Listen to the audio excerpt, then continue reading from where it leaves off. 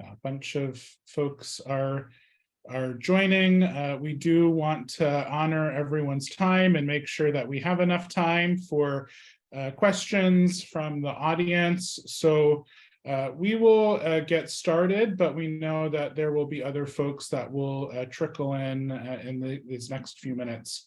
So once again, my name is Kyle Christophilo. I'm with Churches for Middle East Peace.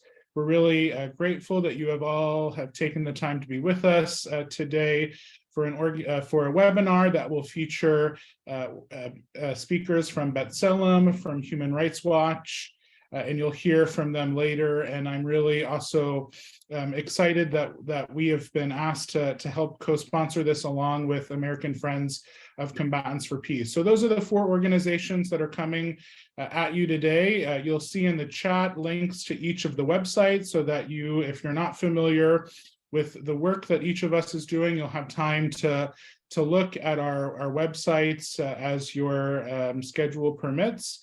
So people are continuing to join in, but so that we can have as much time for this as possible, I'm going to turn it over to my co-host, Tiffany, the Executive Director of American Friends of Combatants for Peace. Hi, everyone. Thank you so much for joining us today. We are honored to have you as well as our speakers with us. Some quick housekeeping. One is that you'll find you're not able to unmute yourselves. What you can do during our time together is send your questions to the profile that says send questions here. We'll have a portion of our talk today where our speakers will actually respond to your questions, and because we have so many people joining us, we'll get to as many as we can, and apologize in advance for those we cannot get to. Also, if you hear something that you really liked today and you want to learn more information about what maybe one of our speakers mentioned, you can throw it in the chat and we'll send a follow-up email to everybody with resources and links to the things that were discussed. So with that, I want to hand this over to American Friends of Combatants for Peace's Board President, Gili Getz, who will be our moderator today. Thank you so much, Gili, for moderating for us. Thank you so much, everybody, for being here. I'm really honored to moderate this conversation with 2 leading and inspiring human rights defenders. A big thank you for Churches for Middle East Peace for partnering with us. We so deeply appreciate your work. This is the 4th part of our winter webinar series that included conversations with Simba Hor and Avram Burg. Check out the recordings if you're interested. They're a really fascinating conversation about the realities in Israel and Palestine, as well as conversation with Combatants for Peace leadership on the ground, Osama and Tuli. So please don't forget to send questions at any time. I want to give a quick, very quick framing about the moment we're in before we go and learn from our guests. These are extremely difficult times for Palestinians and Israelis. 2022 was the deadliest year for Palestinians in the West Bank in decades. This January was the deadliest month in nearly a decade. Israeli forces and settlers killed 35 Palestinians in the occupied territory.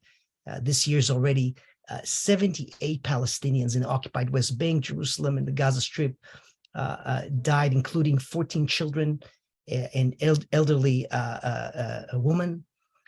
February was also a deadly month for Israeli Jews. 14 Israelis were killed in attacks by Palestinians. We see a sharp increase in record-breaking levels of state and settler violence against Palestinians, including a sharp increase in violent settler militias working often with Israeli soldiers and terrorizing Palestinian communities with almost complete impunity. Like the pogrom we saw in Huwara, where hundreds of settlers committed an hour-long rampage, burning homes and cars, and as revenge for the murder of 2 Israeli Jewish settlers by a Palestinian man. The Palestinian who was shot dead in that attack by the settlers is still to this day, his family cannot file a complaint with the police. They even prevent to file a complaint. We see an increase in deadly military raids like the one in Jenin recently, increase in home demolition in places like Masafriata in the South Hebron Hills and East Jerusalem, all contrary to promises given to the Biden administration last month. The Combatants for Peace movement has two popular signs that activists hold in protests that read, one of them read, "There is no democracy with occupation," and the other one reads, "Apartheid doesn't stop at the green line."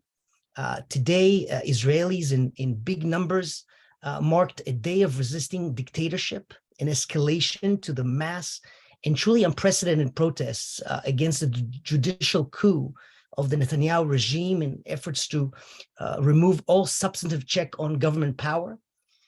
Today included blocking main highways, offices, mass disruption. Inside the protest, there is an increasingly popular chant in the recent days shouted at police when they assault anti-government protesters, referencing the pogrom in Huwara. And it goes like, where were you in Huwara? Where were you when the Huwara pogrom happened? This is an effort by the anti-occupation bloc to help make the connection to these Jewish Israeli public between the occupation and the coup efforts they are fighting. We believe that they cannot be separated because they're deeply connected. So given all this difficult realities and developments on the ground, we are very grateful to have two people who can help us understand more deeply what that means to human rights work. Human Rights Watch and B'Tselem are among the leading human rights organizations we look up to for analysis to better understand the reality of occupation and apartheid. Sarit, if that's okay, we'll start with you. If you can give us a sense of this moment, being in Israel, how all these developments affect the work of human rights organizations, civil society, and what do we look into the future? What should we expect? Well, first of all, thank you everyone for joining and for listening and for paying attention. We really need you in the United States to support the work that we're doing here on the ground. Absolutely. So I'm really, really happy that you've all taken the time to listen. Maybe first, let me say that I'll describe the situation from the perspective of a person who does not think that Israel is currently a democracy, right? And I think this needs to be accepted, and I'm assuming we all accept that democracy cannot be a full democracy if it's for Jews only. I will say that from the perspective of most Israeli Jews, Israel is a democracy because this is how we experience our privileges. But we all have to acknowledge this as a basic assessment. That's not to say that the current campaigning, the current protesting against essentially what the government is trying to do now, the kind of attempt to eviscerate the judiciary, is something that I would discount. On the contrary, I join the protests every Saturday night and very often during the week within the small but very resilient anti-occupation bloc in these demonstrations, because I think they're really important. And maybe I'll start with this. We're in a situation that is extremely worrying on many levels, both internally. When I say internally, I mean from within Israel, the 1948 borders, not just Israeli Jewish society, but certainly Palestinian citizens of Israel are under a clear and present threat from this government. And certainly Palestinians in the West Bank and in East Jerusalem and anywhere living under Israeli occupation and apartheid are at risk of the situation deteriorating even further. And we can say that even in spite of the acceptance that this is none of the issues, none of the human rights violations that affect Palestinians throughout the West Bank, that Michaeli basically described very comprehensively, is the result of policies by this new government, right? These are, this is a situation that results from policies of successive Israeli government, including the quote unquote change coalition that promoted similar policies, but certainly I think the fear, the concern that things are going to deteriorate even further is not unfounded.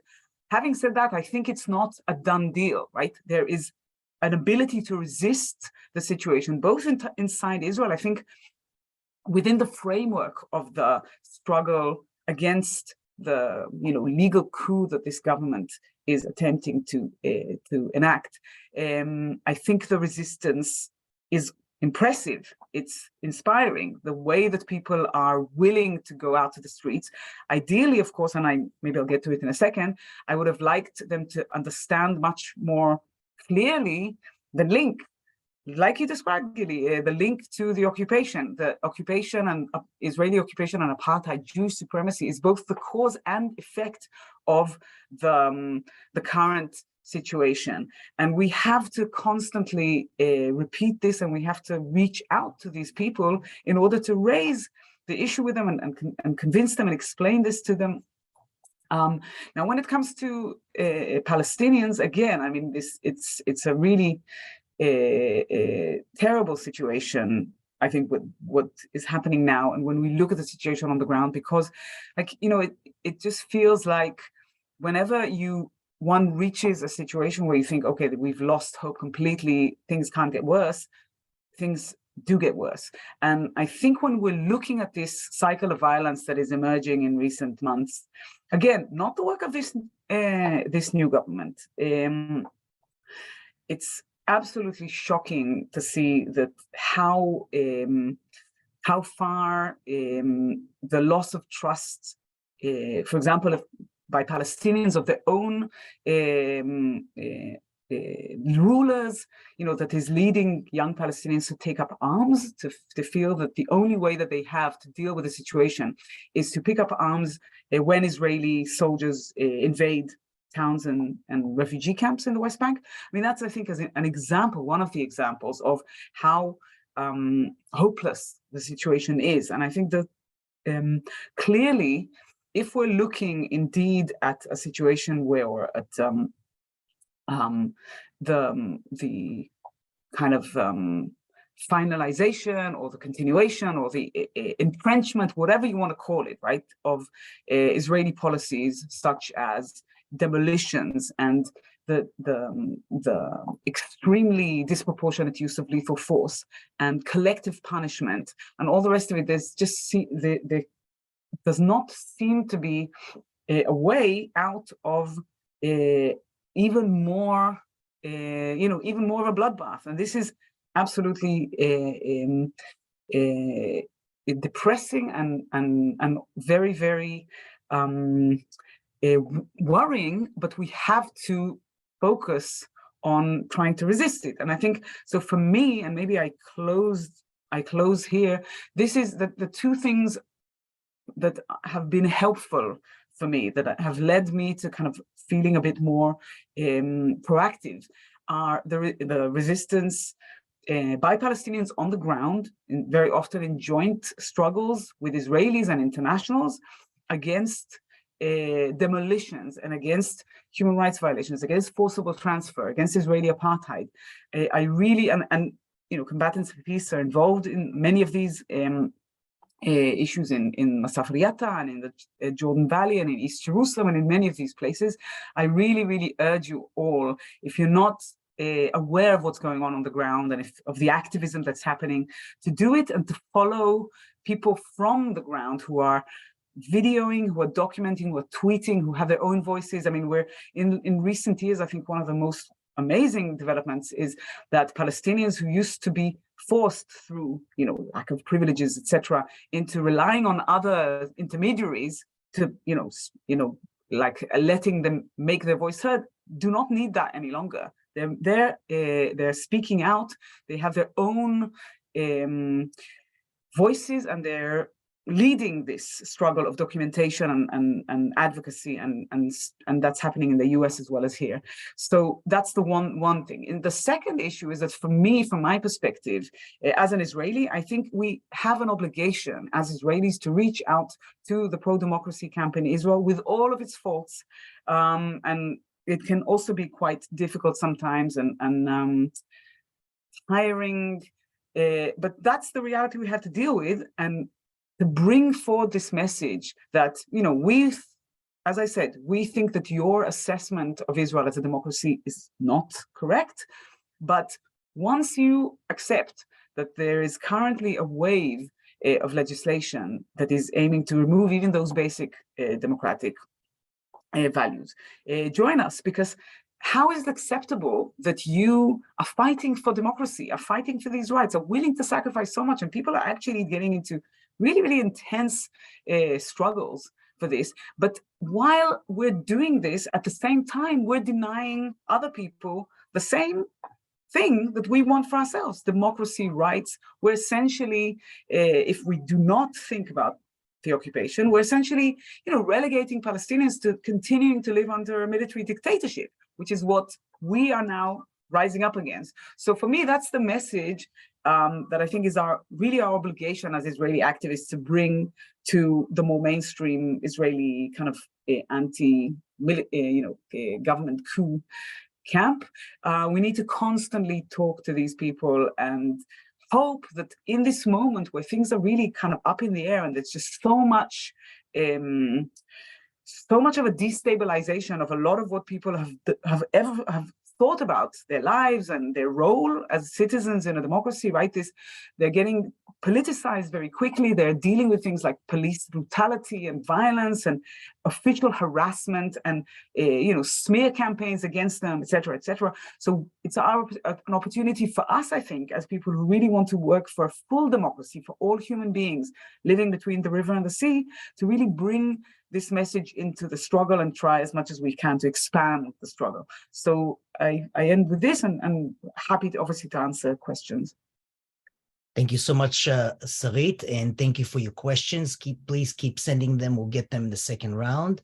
Omar, if we can get to you, give your sense of this moment and how you see it, and maybe you can touch on what Sarit said: the ability of human rights organizations to collect data and monitor the reality on the ground. I know there's a crackdown on not just solidarity work, but documentation, people photographing, in your personal case, kicking you out of Israel, Palestine, because you've been documenting that reality. If you can touch on how this government is dealing with that and your assessment of human rights work in Palestine and Israel. Thank you so much for having me, and let me echo my thanks to the organizers and to all of you for joining us. What I'd like to do is maybe make two main points in these opening remarks, and look forward to really the discussion and echoing almost every word that Sarit said. I think the first thing is, when talking about the current human rights challenges, I think we need to acknowledge a couple of things, right? One is to say, yes, we are facing a period of unprecedented repression. That's undeniable. I think you gave the stats in very stark term about killings. We could even look at other metrics, right? You could look at administrative detention. We have almost 1,000 Palestinians today, 900 plus. That's the highest number in 2 decades held without trial or charge based on secret evidence. You mentioned attacks on human rights, organizations. Just in the last year and a half, as many will know, the Israeli government has effectively outlawed 6 of Palestine's most prominent civil society organizations, calling them terrorist organizations, unlawful associations, shuttering their doors, raiding their offices. This is obviously, a major escalation, but I think it's also important to note the second part of that, right? Which is, on one hand, it's unprecedented, but the other part of this is to acknowledge that the difference is one of degree and not kind. So to understand that we're not dealing with some aberration, that this is actually a form of repression that has increased in intensity, but not in its fundamental nature. So you can find Human Rights Watch and B'Tselem documenting unlawful killings that goes back decades. You can find research on arbitrary arrest going back many years, attacks on civil society going back many years. So I think those 2 points are really critical because we need to, I think, understand the gravity of the moment we're in, while at the same time understanding, that this is not some new phenomenon that will go away, if Smotrich is, or Ben-Gvir or even Netanyahu are out of the picture. In fact, Gili, many of the policies you laid out, I mean, the 2022 record level of killings was under a Lapid-Bennett government. The designations of the NGOs came under a Lapid-Bennett government. The administrative detention numbers, yes, they've gone up the last 2-3 months, but they were at their highest level beginning with the Lapid-Bennett government. We saw another escalation of violence in Gaza in August under a Lapid-Bennett government. So I think it's important to understand the continuity of those policies while acknowledging the difference in gravity. And to your question about human rights abuse, before I get to the second main point I want to make, we have to acknowledge, of course, Palestinian human rights defenders face the worst. In December, we saw Salah Hamouri, a Palestinian human rights defender from Jerusalem, who was in administrative detention. He worked for Adlamir, a respected prisoners' rights organization, who was stripped of his legal status in his native city of Jerusalem and deported, put on a plane and deported. We've seen, of course, travel bans on Palestinian human rights defenders, moves to shutter them, and we've even seen, obviously, attacks on international groups. You mentioned my deportation, the UN Office of the Human Rights, their visas were not provided to the international staff. Israeli groups have been facing long restrictions on their funding. This government has declared that human rights organizations are an existential threat. On Sunday, the Knesset will be debating new legislation that will make it a criminal offense to engage with international criminal bodies like the International Criminal Court. We could go on and on. But the point is to understand the seriousness, the gravity of the human rights challenge while acknowledging it's a continuation. Now, the second point I want to make before I sort of wrap up is to take stock of the moment we're in. You asked, how do we take that, how are we regarding this moment as human rights defenders? If I were to summarize it, I would say it's a moment of unprecedented challenge, but also unprecedented opportunity. By challenge, I mean every single day. If you're B'Tselem, if you're Human Rights Watch, if you're Al-Haq, you're waking up to news of another raid, more killings, settler violence. Again, as Hagai Al-Ad said, Director of B'Tselem in Hawara last week, there are small Hawaras every day, every night, every week. But you're dealing with these unprecedented challenges that, we're always a minute away from another Gaza hostility. We're talking about massive increase in home demolitions. We could go down the list. At the same time, though, there is a moment of unprecedented opportunity. So what do I mean by this?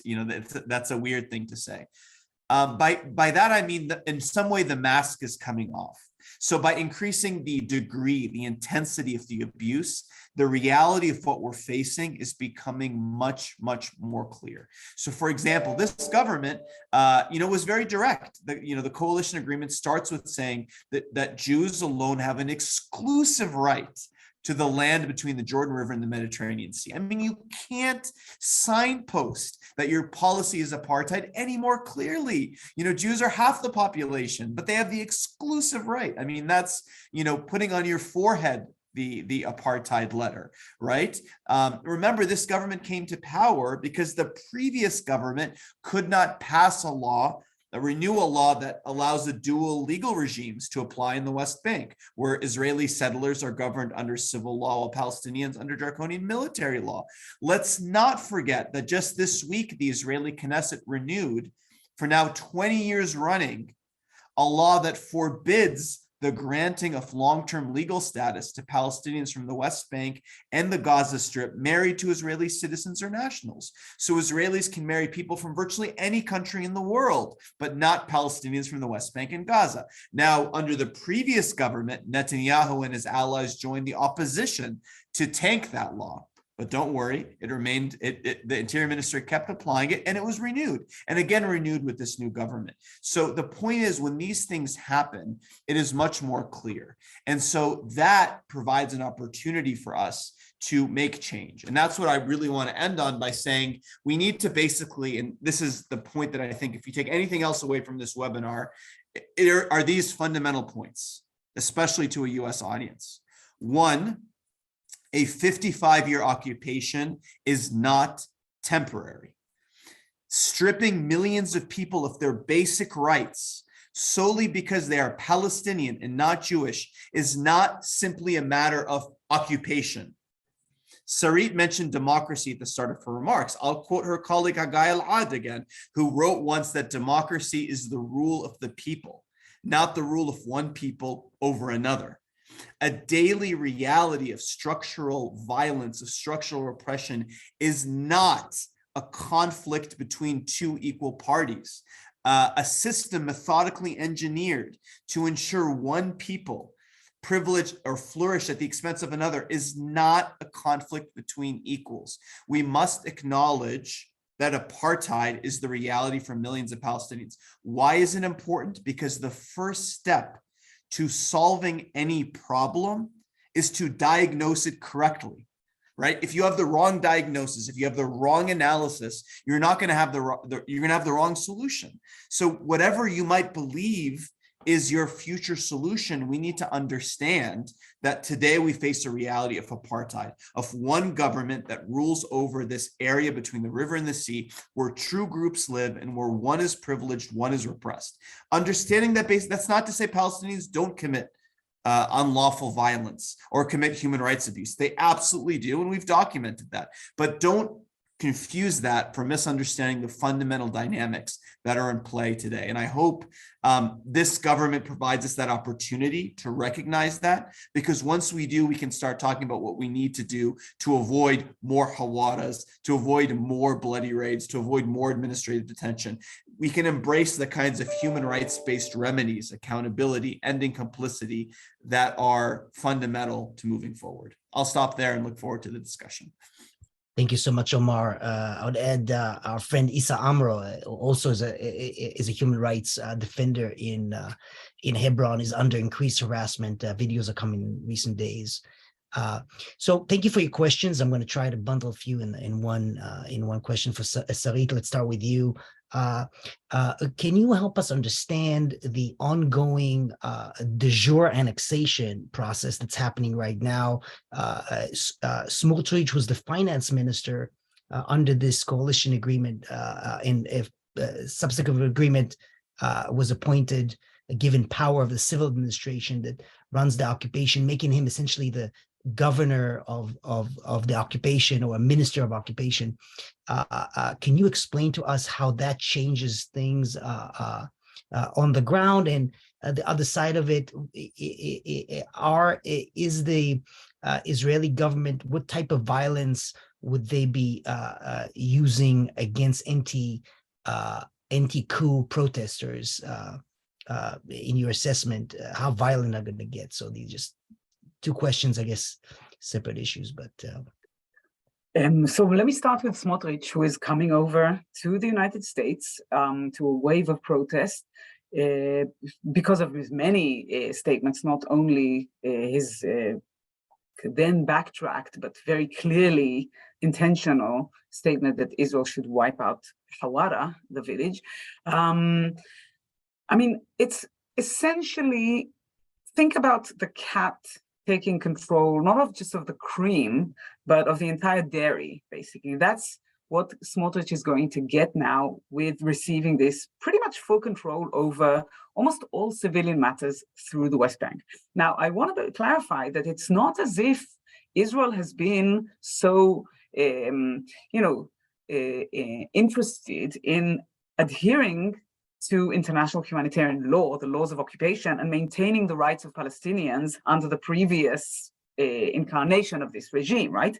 Israel from the start has violated its obligations under international law. Instead of maintaining, the situation in the West Bank and not changing it, not placing and moving its own civilians into the West Bank and building settlements and doing all the rest of it, like violating all of these provisions, it's very clear that Israel from the start has looked at international law, the laws that govern the occupation, in a very utilitarian, very cynical, manipulative way, and has utilized, it's kind of like picked whatever is convenient in order to promote our goal, right? Our being Israel's, which is to take over as much land as possible from Palestinians in the West Bank and use it for our own use.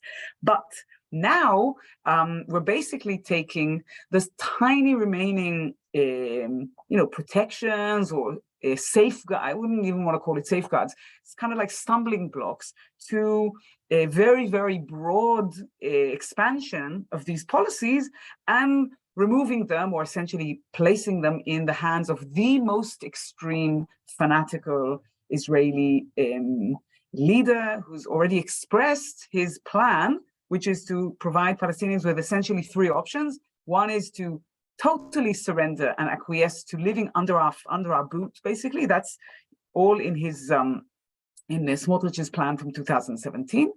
The other option Palestinians have is to emigrate, just leave, to migrate, leave the West Bank.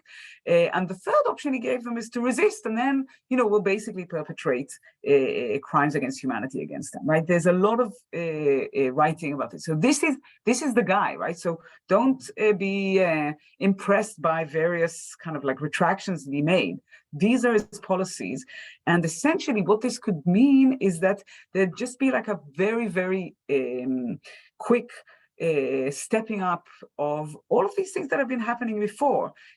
Demolitions of Palestinian homes throughout the West Bank, expansion of Israeli settlements. Israel has already legalized retroactively some outposts. It's in a way, a lot of it is just about terminology, right? But this could lead, and I think is already leading, for example, to virtually no law enforcement against settlement expansion. Settlements, especially this phenomenon that's relatively new for the last few years of these farm outposts, are cropping up throughout the West Bank. Farm outposts are a great way to take over a massive amount of land and to remove and dispossess Palestinians through the use of violence, because settlers basically bringing their own herds into areas that used to be herded and grazed by Palestinians. And this is something that's expanding. And again, I want to clarify, Smotrich didn't invent it, although he's very, very good at what he does. He's one of the founders of Regavim, an organization that works through the courts to demolish Palestinian homes. And I think one other point that we should be aware of is that Smotrich and his people will have the possibility now to renew the settlement of title process throughout the West Bank. Essentially, I'm simplifying, they're going to be able to renew land registration that was frozen by Israel in 1967 when we occupied the West Bank. And this means that the civil administration, controlled by Israel and controlled by the most extreme settlers, will have like pretty much carte blanche in essentially registering immense amounts of land in the West Bank to Israel, right? I'm simplifying, but not totally, not misleading. And this is something that we really need to be aware of, because everything I described now that Smotrich would like to do, and that other Israelis from all governments have been doing, are things that need to be resisted by the international community. And by that I mean you guys, the United States government needs to be resisting these things, and the European Union needs to be resisting these things. And currently the problem we have is that it does not appear that the Biden administration is willing to publicly engage in any critical way openly with Israel beyond a very, very low level, right? And this needs to change, and US voters are the people who can make this change. People need to make it clear to the administration that it's simply unacceptable to acquiesce, to kind of like resolve these things only through backroom diplomacy, not through open statements and open actions. And I think this is crucial.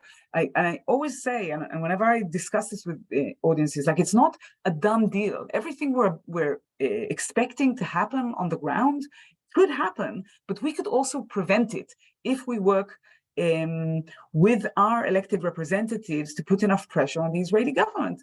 The Israeli government is not totally immune to pressure, even in its current form. Now, regarding the second question of the kind of violence that the Israeli police will use against Israeli protesters, I don't really feel like I have really like a massive benefit over any of you in assessing this, because everyone's been following what's going on social media, on regular media. I mean, I think that it looks like the police is under pressure from Ben Gvir to be more heavy-handed, but it's really hard to predict. I definitely think that we have to remember that the level of policing faced by Israeli Jews who are part of the pro-democracy protest movement is nowhere near what Palestinians are facing throughout the West Bank, but also inside Israel, right? So Palestinian citizens of Israel deal with a whole range of repression. Omar described a few things that are happening now in terms of human rights organizations, and absolutely there are more. For example, recently, people were arrested almost arbitrarily in Haifa during protests. And again, none of it is new. There is a lot of pressure on Palestinian citizens of Israel and organizations that represent them, a lot of smears and incitements. And it's very clear, I think, maybe I finish with this, that one of the essential goals of this legal coup is to prevent the possibility of the vast majority of Palestinian citizens of Israel even running and getting elected in the next election we are going to have in Israel, right? That's very, very clear. The goal of smearing Palestinian politicians as terror supporters, while at the same time essentially removing any ability of the High Court to reinstate these banned politicians. That is a key part of this plan that the Israeli settler right has to perpetuate its rule indefinitely. And I think we have to remember this, and Palestinian citizens of Israel clearly remember it and are aware of it. That's not to say that they have a complex relationship based on, what people are saying with this wave of protests. So certainly, I think another point where the protesters, the pro-democracy protesters in Israel, need to be really rethink what they're doing is in how the Jewish-Arab partnership inside Israel can work and what benefits it can bring them. Thank you, Sarit. So Omar, we have a bunch of questions since we are an activist group. We have a bunch of questions in the category of what can be done. And if you can give us a sense from your experience, what type of international pressure, what type of international institutions or powerful politicians do have influence when it comes to home demolitions or policies that are so egregious that they see it, maybe as their own self-interest in basic international law. Can you give a sense what is effective, what was effective, and how this plays out when we think about international pressure on these policies to have any meaningful consequences or accountability? Absolutely. I mean, look, we don't have many examples of what's been effective in Israel-Palestine, unfortunately. I mean, that's part of the reason why we're sitting here, about to turn 56, the occupation, 75 years since the creation of Israel and the Nakba. So, but we have models that have worked in other contexts, right? I mean, I noted that, that Human Rights Watch has found that Israeli authorities are committing apartheid and persecution against Palestinians. Those are crimes against humanity. Human Rights Watch found apartheid and persecution, the treatment of Rohingya Muslims in Myanmar, and the persecution, crimes against humanity, and China's treatment of the Uyghurs. This is not to make equivalencies between these different contexts, but there is a set of human rights-based recommendations that you apply in these contexts, right? We, in these other places, we talk about accountability. So you investigate and prosecute those implicated. That's not happening here. As you mentioned, even the settlers that gunned down the Palestinian in Hawara won't even go put up the pretense of accepting the complaint from the family, much less to actually investigate the complaint, hold them accountable. It's the same policy when it comes to Israeli security forces unlawfully killing Palestinians. It's the same when it comes to rounds of Gaza interventions, etc. So we know that that's not happening. So accountability, but it also is about sanctioning those officials involved in those, actions, right? So that means targeted sanctions. We're talking about it with Smotrich, suddenly on the table, but it's not Smotrich, right? It's not only Smotrich. Smotrich is, in many ways, a dramatized form of the, the folks that have been pushing along the repressive system for years and decades. So if we're willing to do it with Smotrich, if we're willing to speak out about Smotrich, what's the difference between him and Netanyahu? What's the difference between him and, before him, Gantz as defense minister? Look at the underlying policies. Look at the human rights impacts. You're going to see much more similarity. So the toolkit that we're applying now to Smotrich should be there in the same way. If we want other examples, look at the same principles that the international community is rallying around when it comes to Ukraine and Russia. Human Rights Watch has been at the forefront of documenting those abuses and the steps that have been taken, the International Criminal Court, the actions of businesses to end their complicity in rights abuse. Those are models for what we could do in a similar, longer situation of occupation and human rights abuse. I mean, I often tell, I've been in conversations with Ukrainians, and I tell them, imagine you were under occupation for 55 years. What that would, and they don't even want to go through that thought experiment after 1 year of what they've gone through. Again, it's not about parallels, but it's, if you want to defend the principles, you have to apply them consistently.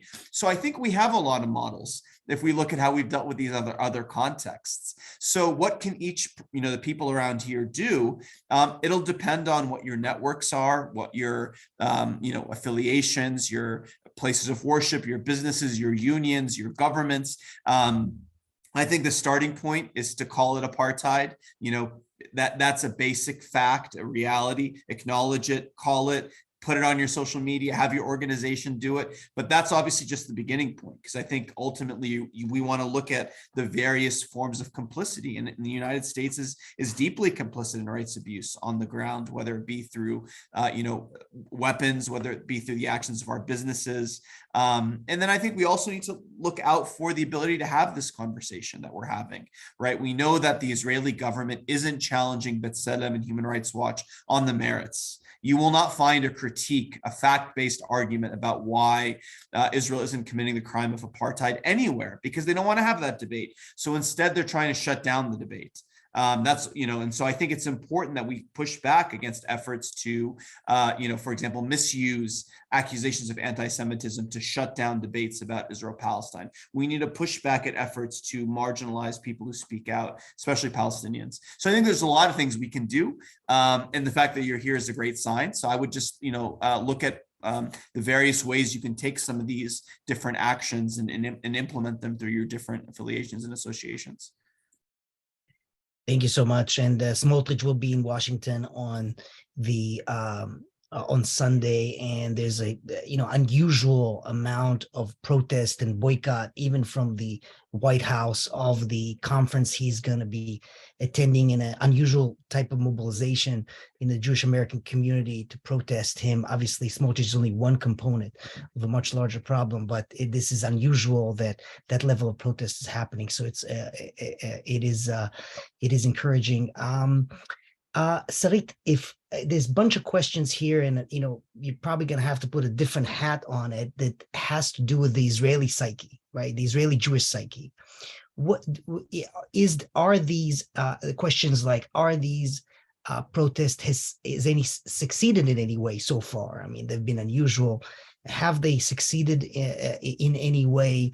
The difference between young Israelis and older Israelis, if it comes to, if there's differences, also the reconciliation of the making sense of a Jewish and democratic state when it comes to an Israeli Jewish mainstream psyche. How do they reconcile these to things. So questions in this: how does the Israeli society process this moment? I know the occupation is not a popular topic, but more broadly, we have a lot of questions on what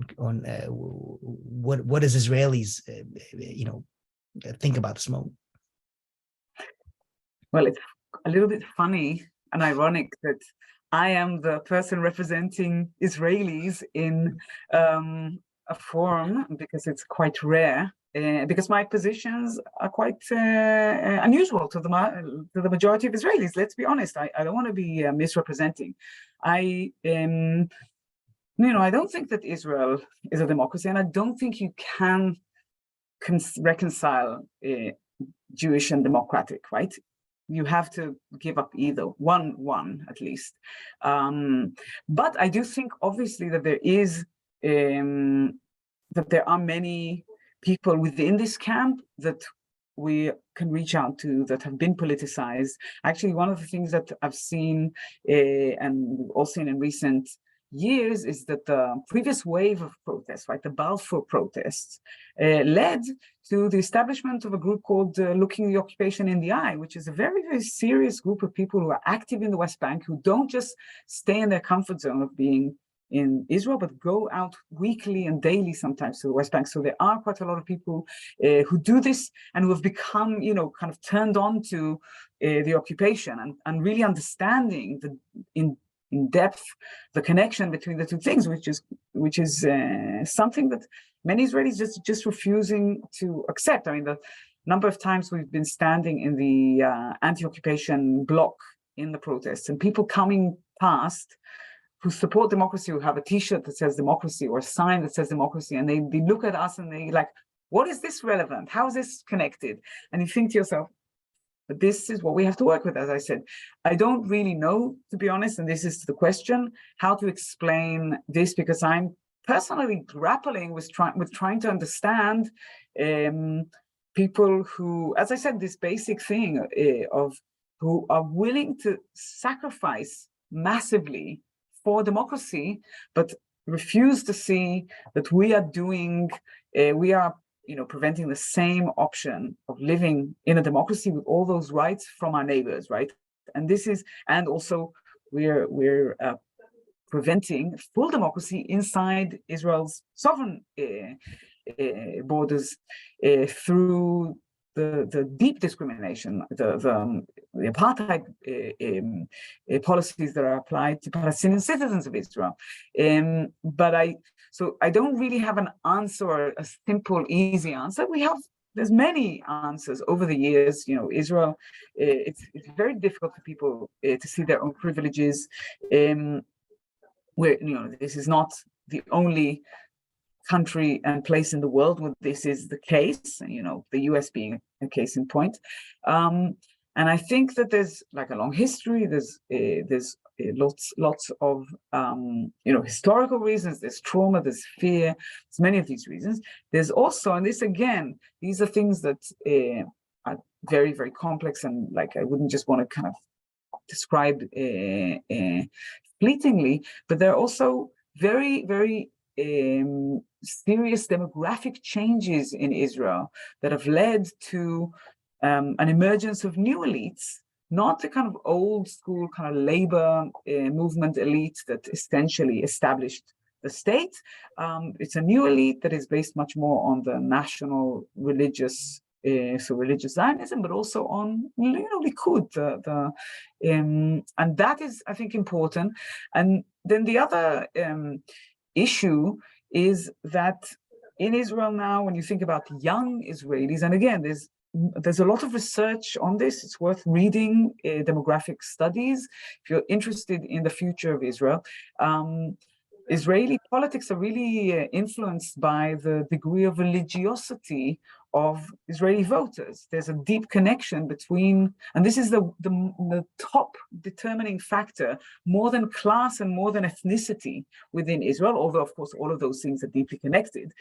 But the more religious Israeli Jews are, the more hawkish they will be, and the less likely they'll be willing to, kind of move into the issue of compromise, etc. And this essentially means that every year there are more voters that support the Israeli right. I mean, this is, of course, it's quite simplistic, but these are demographic trends. And young Israelis, in contrast to young people pretty much throughout the world, are more right-wing and more chauvinistic and jingoistic than young people internationally. This is, the sad thing about the future of this society. I'm not saying that this is like set in stone. It can be changed, but there'll have to be a massive amount of international pressure for this to change somehow, for Israelis to understand, for the education system to change, for the link between religion and nationalism to change. And I don't see any of these processes happening, right? All I see is like movement towards an even more extreme future. And I think if one thinks about the future of Israeli society, we have to, this is another one of those, in a way that become not cliches, but messages to repeat again and again. The only way that the liberal, I'm not talking about progressive or radical leftist Israeli segment, right? That's a very small part of society. But the centrist liberal part of Israeli society is only going to ever be able to win elections again if they get into a political alliance with Palestinian citizens of Israel. There's no other option. The numbers just don't don't add up.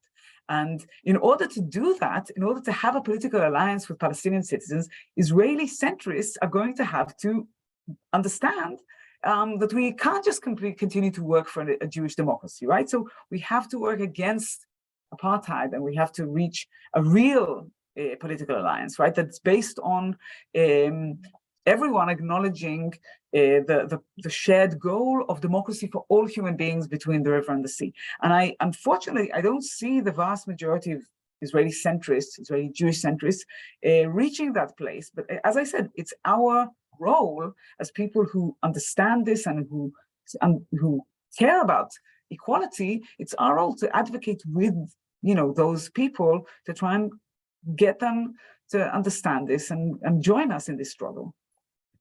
Thank you. Yeah, you touched on the key point. In order to win, there's got to be a Jewish-Palestinian political partnership that is yet to be cultivated or formed. And I got to say that Israeli society, for the first time, there's a massive conversation about Plan B. The Jews don't feel safe in Israel, and they're looking for second passports, and they're looking for a way out if the dictatorship will also apply to Jews, and that's unusual in Israeli society.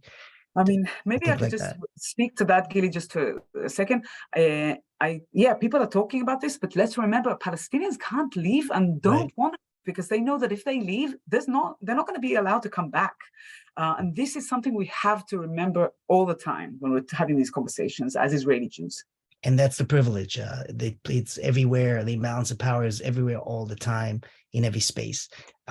So we have time for one last questions. I know it's not a lot of time to answer about violations of human rights from the PA and from Hamas. Give us a sense of what that dynamic is like, Omar, and then we'll kick it to Tiffany to close us up. Yeah, I'll be brief because I know we're up against the clock. But look, I mean, Human Rights Watch has documented really serious abuses. We released several years ago a 147-page report on systematic arbitrary arrest of critics and opponents, both by the PA in the West Bank and Hamas authorities in Gaza. Also systematic torture. We've done follow-up reports. We made a submission last year to the Convention Against Torture, documenting these practices as well. I mean, it's this irony where the PA and Hamas have very little actual authority or control, but yet have developed police states, very thuggish security services. Abu Mazen, Mahmoud Abbas, needs Israeli permission to go more than a kilometer beyond his home, but yet somehow they've developed these really repressive security forces. We've obviously documented other abuses in Gaza, for example, executions, of people, death penalty, unlawful use of force, including, indiscriminate rockets fired into Israeli communities.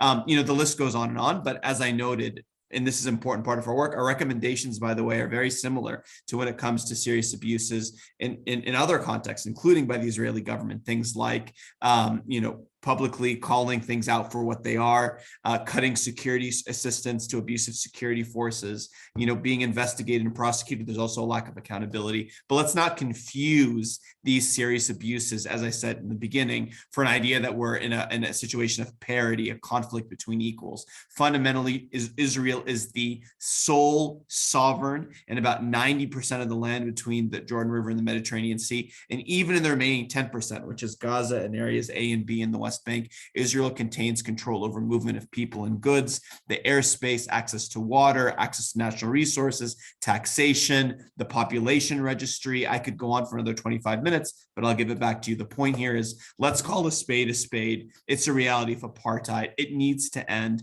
You all have a role in recognizing that and taking action to end it. Thank you so much, Omar. And I'm going to throw it to Tiffany just to say that the Combatants for Peace movement has called it an apartheid for some time, and we are resolute in keeping the fight jointly in nonviolent resistance. Thank you so much. Thank you, everyone. Sarit, Omar, Gili, Kyle. Thank you so much for joining all of us today, and all of you who are on this talk. Thank you for participating. We had almost 200 people today. I also just want to recognize we have 4 organizations represented here who are collaboratively in this struggle together, all doing our different parts. I want everyone on the call to know, on this Zoom to know that we are all funded by donations, and we only do this work with your help. So another way that you can do something, another way that you can take action, is by ensuring our work is possible through sharing your resources with each of us, with each of our causes. You can donate through our links. The other thing is too, you can amplify our work amidst your communities. There's a lot of things that are not going to be published on our news sources. You can get all of that good content through our social media, by joining our newsletters, through our websites. So please participate with us online and share the things that we are putting out with the public to raise awareness with your communities. So with that, I just want to again thank everybody so much for caring, for the work that my peers are doing in their organizations.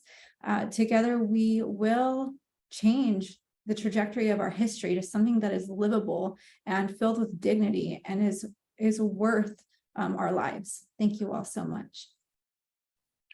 Thanks, everyone. And take care.